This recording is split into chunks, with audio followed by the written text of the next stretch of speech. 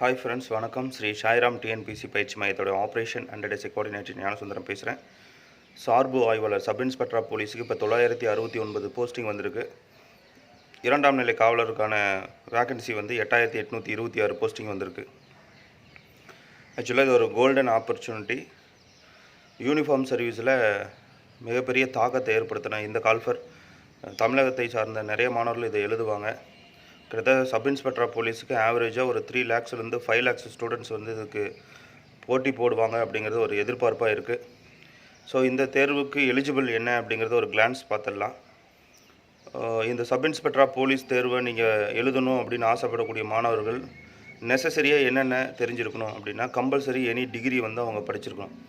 அதாவது அரசு அங்கீகரிக்கப்பட்ட பல்கலைக்கழகத்தால் அங்கீகரிக்கப்பட்ட ஒரு காலேஜஸில் வந்து நீங்கள் பிஇ ஆர்ட்ஸ் எது வேணாலும் படிச்சிருக்கலாம். எனி டிகிரி தான் அது. அது மட்டும் இல்லாமல் ஏஜ் ரிலாக்ஸேஷன் என்ன அப்படின்னா, பொதுப்பிரிவு, அதாவது எல்லா பிரிவுக்குமே 20 வயசு வந்து பூர்த்தி அடைஞ்சிருக்கணும். அதாவது 20 years வந்து கம்ப்ளீட்டட் ஆகிருக்கணும். அதேமாரி பொதுப்பிரிவுக்கு வந்து 28 வயசு முடிஞ்சிருக்கக்கூடாது. ஓபிசி, எம்பிசி அப்படின்னு சொல்லக்கூடிய பிசி முஸ்லீம் இவங்க எல்லாமே 30 வயசு முடிவு அடைஞ்சிருக்கக்கூடாது. 30 years வந்து அவங்க கம்ப்ளீட் ஆகியிருக்கக்கூடாது. எஸ்சி எஸ்டி கேண்டிடேட்ஸாக இருந்ததுன்னா 33 வயசு வந்து கம்ப்ளீட் ஆகிடக்கூடாது. அதே போல் விதவை பெண்கள் வந்து 35 வயசு முடிஞ்சிருக்கக்கூடாது. எக்ஸ் சர்வீஸ்மேனுக்கு வந்து 45 வயசு முடிஞ்சிருக்கக்கூடாது. இப்போது இதுக்கான டேட்ஸ் என்ன, எந்த டேட்டில் பிறந்திருந்தால் இதுக்கு நான் எலிஜிபிள் அப்படின்னு சில பேர்த்துக்கு குழப்பம் இருக்கும். அந்த குழப்பத்துக்கான விடை என்ன அப்படின்னா, பொது பிரிவாக இருந்ததுன்னா 1/7/1991 பிறகு பிறந்திருக்கணும். 1/7/1991 ரொம்ப முக்கியமான பாயிண்ட்டு. இந்த டேட்லேயும் இந்த டேட்டுக்கு பிறகு பிறந்தவங்க வந்து இந்த சார்பு ஆய்வாளர் தேர்வுக்கு எலிஜிபிளாக இருப்பாங்க. அதே போல் எம்பிசி, பிசி முஸ்லீம் வந்து பார்த்திங்கன்னா 1/7/1989 வந்து அவங்களுக்கு பாயிண்ட்டு. 1/7/1989. இதே பார்த்திங்கன்னா எஸ்சி எஸ்டி எஸ்சிஏ போன்ற கேண்டிடேட்ஸ்க்கு வந்து பார்த்திங்கன்னா என்ன கண்டிஷன் அப்படின்னா, 1/7/1986 அவங்களுக்கு 1/7/1986க்கு பிறகு அவங்க பிறந்திருக்கணும். இதே விதவை பெண்களாக இருந்தால் 1/7/1984 பிறகு பிறந்திருக்கணும். இதே வந்து எக்ஸ் சர்வீஸ் மேனாக இருந்ததுன்னா 1/7/1974. இன்கேஸ் ஒரு உதாரணத்துக்கு ஒரு எம்பிசி கேண்டிடேட்ஸ் அப்படின்னு வச்சுக்கலாம். எம்பிசி அல்லது பிசி கேண்டிடேட் 30/6/1989 அப்படின்னா கூட அவங்க எலிஜிபிள் கிடையாது. ஒரு நாள் குறைவுனாலும் அவங்க எலிஜிபிள் கிடையாது. கரெக்டாக 1/7/1989 அன்று அல்லது அதற்கு பிறகு பிறந்திருக்கணும். அதுதான் கண்டிஷன். அதே போல் 20% வந்து இடஒதுக்கீடு, அதாவது காவலருக்கான இடஒதுக்கீடு. பிகாஸ் என்னென்னா, ஆல்ரெடி சர்வீஸில் இருக்கக்கூடிய ஸ்டூடெண்ட்ஸுக்கு இந்த இடஒதுக்கீடு 20%. அதேமாரி விளையாட்டு வீரர்களுக்கு 10% அது ஒதுக்கியிருக்கிறாங்க. இந்த தேர்வானது மிக எளிமையான ஒரு தேர்வு தான். Degree standard, compulsory any degree படிச்சிருக்காங்க. டிகிரி ஸ்டாண்டர்டு எக்ஸாம் இது. மொத்தம் 140 கேள்விகள் இதில் கேட்பாங்க. ஒரு கேள்விக்கு அரை மார்க்கு. மொத்தம் 70 மார்க்குக்கு இந்த தேர்வானது எழுத்து தேர்வு நடைபெறும். பிறகு வந்து 15 மார்க் வந்து ஃபிசிக்கல் மெஷர்மெண்ட்ஸு, ஃபிசிக்கல் ஈவெண்ட்ஸுக்கு இதெல்லாம் பார்த்திங்கன்னா 15 மார்க்ஸ் வந்து இதுக்கு ஸ்கோர் பண்ணுவோம். அதன் பிறகு நேர்முக தேர்வு 10 மார்க் இருக்குது. சர்டிஃபிகேட் வெரிஃபிகேஷன், அதாவது என்சிசி, என்எஸ்எஸ், நேஷ்னல் போன்ற சர்டிஃபிகேட்ஸ் வச்சுருந்தீங்க அப்படின்னா அதற்கு 5 மார்க் இருக்குது. டோட்டலாக 100 மார்க்ஸுக்கு நமக்கு ஸ்கோரிங் போர்டு வந்து ஓவரால் மார்க் வச்சு தான் நமக்கு அப்பாயின்மெண்ட்டும் கிடைக்கும். இந்த தேர்வில் வந்து நம்ம உறுதியாக நம்ம பாஸ் பண்ணணும், இதுதான் என்னோடய எய்ம் அப்படின்னா, நீங்கள் ஒரு எக்ஸாம்பிள் வந்து 70 மார்க்குக்கு வந்து நீங்கள் ஒரு ட்ரை பண்ணுறதை வந்து 65 மார்க்குக்கு ட்ரை பண்ணணும். அதுவும் 130 கேள்விகள் சரியாக எடுக்கிறதுக்கு முயற்சி பண்ணணும். நம்ம எல்லாருமே பாஸ் பண்ணுறவங்க எல்லாமே யூனிஃபார்ம் போட முடியுமா அப்படின்னா ரொம்ப வாய்ப்பு கம்மி. லாஸ்ட் எக்ஸாம்லேயும் பார்த்தீங்கன்னா எனக்கு ஓவரால் மார்க் அரை மார்க்கில் போயிடுச்சு, 1 மார்க்கில் போயிடுச்சு, 2 மார்க்கில் போயிடுச்சு. நிறைய பேர் வருத்தப்பட்டுட்டு தான் இருக்கீங்க. இன்னும் அதுலேருந்து வெளியே வரணும் அப்படின்னா நம்ம ரிட்டனில் வந்து நல்லா ஸ்கோர் பண்ணியிருந்தால் மட்டுமே இது வந்து சாத்தியமாக இருக்கும். ஸோ அதனால் நீங்கள் எழுத்து தேர்வுக்கு மிக அதிகமான இம்பார்ட்டன்ட் கொடுங்க. ஃபிசிக்கல் ஸ்டாண்டர்ட்ஸுக்கும் நீங்கள் வந்து சைமல்டேனியஸ்லி நீங்கள் டெய்லி இம்ப்ரூவ் பண்ணுங்கள். எனக்கு கைரேற வராது, லாங் ஜம்ப் வராது, ரன்னிங் வராது அப்படின்னா நீங்கள் அதுக்கு தகுந்த ஒர்க் அவுட்ஸ் வந்து டெய்லியும் நீங்கள் இம்ப்ரூவ் பண்ணிக்கிட்டே இருங்க. ஸோ முடியும். கண்டிப்பாக நீங்கள் ஹார்ட் ஒர்க் பண்ணுங்கள். வேறு இதில் இம்பார்ட்டன்ட் பாயிண்ட்ஸ்ன்னு பார்த்தீங்கன்னா, ஏன்னா எப்போ எக்ஸாம் வரும் அப்படிங்கிறது ஒரு மிகப்பெரிய ஒரு கேள்விக்குறியாக இருக்குது.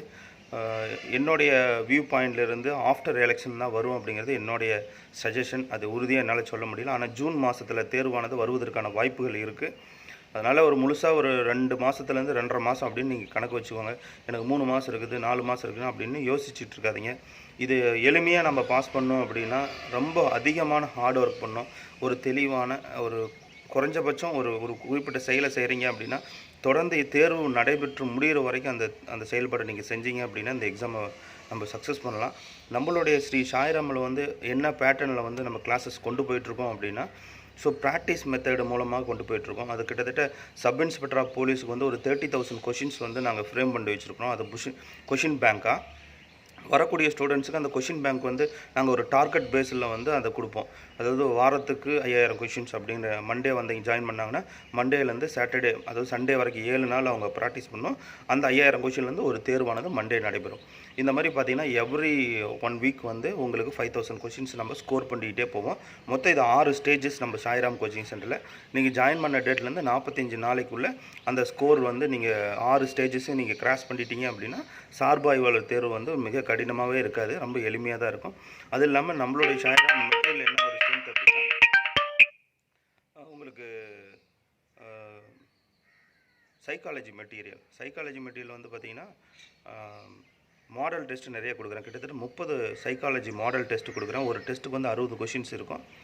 அந்த 60 கொஷின்ஸு நல்லா நீங்கள் தரமாக ப்ராக்டிஸ் பண்ணாவே நம்ம எக்ஸாம்ஸ் வந்து கிளியர் பண்ணிடுவோம். கிட்டத்தட்ட 1800 கேள்விகள் அதில் வந்து இடம்பெற்றிருக்கும். அது இல்லாமல் ஸ்டடி மெட்டீரியல்ஸ் குவாலிட்டியாக இருக்குது.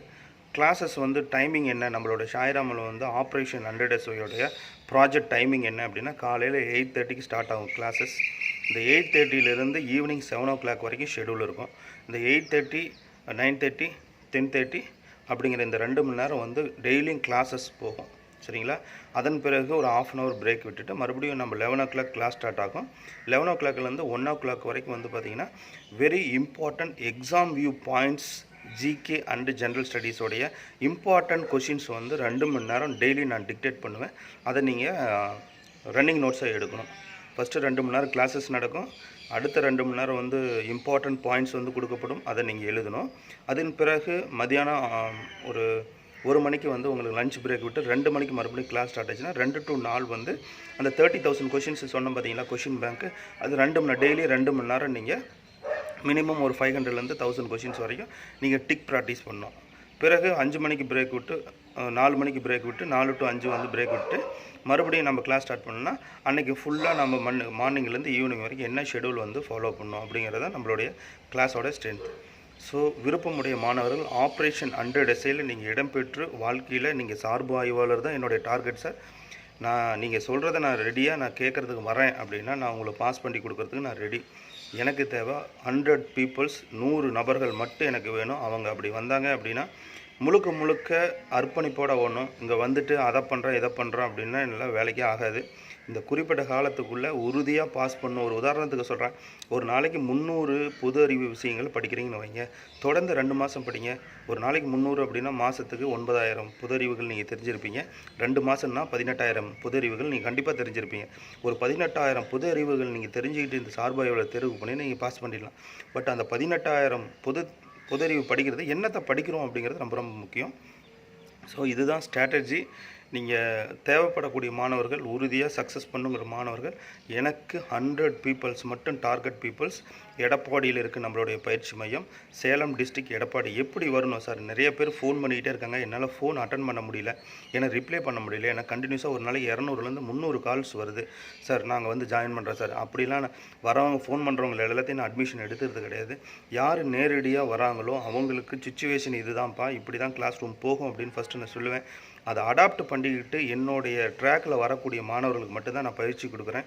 இது எப்படி நீங்கள் வரணும் அப்படின்னா, எடப்பாடி சேலம் டிஸ்ட்ரிக்ட் வெளியூர் ஒரு மதுரை தஞ்சாவூர்லேருந்து வராங்க அப்படின்னா நீங்கள் சேலம் வந்துட்டு சேலத்துலேருந்து எடப்பாடி பஸ் ஏறி வரணும். கிட்டத்தட்ட 40 கிலோமீட்டர் வரும். சேலத்துலேருந்து எடப்பாடி வரக்குள்ள எடப்பாடி பஸ் ஸ்டாண்டுக்கு முன்னாடியே கேட்டு கடை அப்படிங்கிற பஸ் ஸ்டாப் இருக்குது.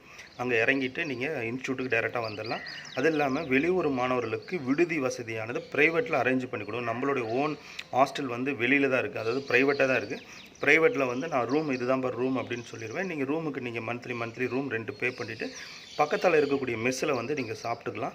அது உங்களுடைய தனிப்பட்ட செலவு தான். நம்மளுடைய இன்ஸ்டியூட்டோடைய ஃபீஸ் எவ்வளோ அப்படின்னா 15,000 நான் வாங்குகிறேன், 15,000. இந்த 15,000 அப்படிங்கிறது வந்து உங்களுக்கு தேர்வு முடிகிற வரைக்கும், அந்த 3.5 மாத கால அளவு வரைக்கும் உங்களுக்கு இந்த 15,000 ஃபீஸ் உங்களுக்கு காலையிலேருந்து, அதாவது 8:30லேருந்து 7 மணி வரைக்கும் இது ஒரு கம்ப்ளீட். எல்லா இன்ஸ்டியூட்லேயும் 2 மணி நேரம் 3 மணி நேரம் தான் கிளாஸ் எடுப்பாங்க. இங்கே அப்படி கிடையாது. காலையில் 8:30க்கு நீங்கள் வந்தீங்க அப்படின்னா மதியானம் லஞ்சு கொண்டு வந்துடணும். சாயந்தரம் 7 மணி வரைக்கும் கிளாஸில் கம்பல்சரி உட்காரணும். இதுதான் நம்மளுடைய ஷெடியூல். நம்மளுடைய பயிற்சி மையத்தில் சேர்ந்து நீ லைஃப்பில் சக்ஸஸ் பண்ணணும்னு நினச்சா நேரடியாக வாங்க. ஃபஸ்ட்டு வந்து ஃபோன் பண்ணுறதை விட்டு நீங்கள் நேரடியாக வாங்க. மெட்டீரியல் வேணும் அப்படின்னா மட்டும் நீங்கள் ஃபோன் பண்ணி கேட்டுக்கோங்க. மெட்டீரியல் வேணும் சார், கம்ப்ளீட் கிட்டு சார். அந்த கொஷின் பேங்க்னு ஒன்று சொன்னோம் பார்த்தீங்களா, ஆல்ரெடி நம்ம எஸ்ஐ வந்து நான் ரொம்ப நாளாக படிச்சுட்ருக்கேன் சார். 2015லேருந்து ஹார்ட் ஒர்க் பண்ணிகிட்ருக்கேன் சார். ஆனால் எல்லா ஸ்கூல் புக்கையும் நான் படிச்சுட்டேன். இப்போ நான் ரிவிஷன் பண்ணுற ஸ்டேஜில் இருக்கேன். பட் ஆனால் எனக்கு எதை ரிவிஷன் பண்ணுறதுன்னு தெரியல, எப்படி ரிவிஷன் பண்ணுறது, குறுகிய காலத்தில் எப்படி இதை சக்ஸஸ் பண்ணணும்னு தெரியல அப்படின்னா, தயவு செய்து அப்படி ஒரு மாணவர்களாக இருந்தால் நீங்கள் இந்த கொஷின் பேங்கை வாங்குங்க. ஏன்னா 30,000 கொஷினுங்கிறது பேச்சுக்கு வேணால் சின்னதாக தெரியலாம். பட் ஆனால் இது மிகப்பெரிய ஸ்ட்ரென்த்து. அதை முன்னே நல்லா ப்ராக்டிஸ் பண்ணுங்கள். அதாவது சில மாணவர்களால் 30 நாள்லேயும் சக்ஸஸ் பண்ண முடியும். அதாவது வெறித்தனமாக பைத்தியம் பிடிச்ச மாதிரி அதிலேயே நீங்கள் கிடக்கணும். ஒரு நாளைக்கு 1000 கேள்விகள் நீங்கள் டிக் பண்ணி ப்ராக்டிஸ் பண்ணிங்கன்னா 30 நாளில் முடிச்சிடலாம். 30 நாளைக்கு பிறகு அடுத்த ஒரு 2 மாதம் வந்து திரும்ப அதே ப்ராக்டிஸ் பண்ணலாம். மினிமம் ஒரு 3 டைம் 4 டைம் ப்ராக்டிஸ் பண்ணிட்டு போனீங்கன்னா கண்டிப்பாக அந்த வேலையானது உறுதியாக கிடைக்கும். All the best. இந்த வீடியோ உங்களுக்கு பிடிச்சிருந்தால் உங்கள் ஃப்ரெண்ட்ஸுக்கு நீங்கள் ஃபார்வர்ட் பண்ணுங்கள், ஷேர் பண்ணுங்கள், சப்ஸ்கிரைப் பண்ணுங்கள். என்னுடைய ஆஃபீஸ் நம்பர் வந்து 8760083757. இது வந்து மெட்டீரியல் வேணும்னா அந்த நம்பருக்கு ஃபோன் பண்ணி பேசுங்க. என்னோடய பர்சனலாக பேசணும்னா 9629375736 அப்படிங்கிற ஃபோன் நம்பருக்கு நீங்கள் பேசுங்க. அப்புறம் ப்ரீவியஸ் இயர் கொஷின் பேப்பர் வேணும் சார், எஸ்ஐயோட ப்ரீவியஸ் இயர் கொஷின் பேப்பர் வேணும் சார் அப்படின்னு நிறைய மாணவர்கள் வந்து கேட்குறாங்க. www.srisairamtnpsc.com அப்படிங்கிற வெப்சைட்டில் போனீங்க அப்படின்னா ஐகான்ஸில் வந்து டவுன்லோட்ஸ்னு ஒரு ஆப்ஷன் இருக்கும். அந்த டவுன்லோட்ஸ் கிளிக் பண்ணிங்க அப்படின்னா டிஎன்யூஎஸ்ஆர்பியில் வந்து ப்ரீவியஸ் 2007, 2010, 2015 கொஷின் பேப்பர் வந்து போட்டிருக்கேன். ஜஸ்ட் நீங்கள் கிளிக் பண்ணிங்கன்னா அப்படியே டேரெக்டாக நீங்கள் டவுன்லோட் பண்ணிக்கலாம், யூஸ் பண்ணிக்கோங்க. தேவையான மாணவர்கள் இமீடியட்டாக வந்து கிளம்பி வாங்க. கம்மிங் மண்டே 11/3/2019, அதாவது நாளை மறுநாள், இன்றைக்கி சனிக்கிழமை அந்த வீடியோ நான் கொடுத்துட்ருக்கேன். நேற்று வெள்ளிக்கிழமை வந்து கால்ஃபர் வந்திருந்தது.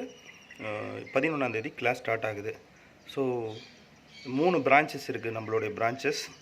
ஒன்று வந்து பார்த்திங்கன்னா சென்னை பக்கத்தில் செங்கல்பட்டு பக்கத்தில் இருக்க மதுராந்தகம் அப்படிங்கிற ஏரியாவில் ஒன்று இருக்குது, எடப்பாடியில் ஒன்று இருக்குது, கரூரில் ஒன்று இருக்குது. கரூரில் வந்து அங்கேயும் நம்ம regular class weekend class plan பண்ணியிருக்கிறோம். எடப்பாடியிலையும் வந்து regular class weekend class plan பண்ணியிருக்கோம். சென்னையிலேயும் அதே போல் தான். உங்களுக்கு எல்லா ஃபோன்ஸ் வந்துகிட்டே இருக்குது. நான் முடிஞ்ச அளவுக்கு அடுத்த வீடியோவில் உங்களை சந்திக்கிறேன். அது எல்லாமே நம்ம சேனலை சப்ஸ்கிரைப் பண்ணுங்கள். உங்களுக்கு வீடியோஸ் நான் கொடுத்துட்டே வரேன். நன்றி, வணக்கம்.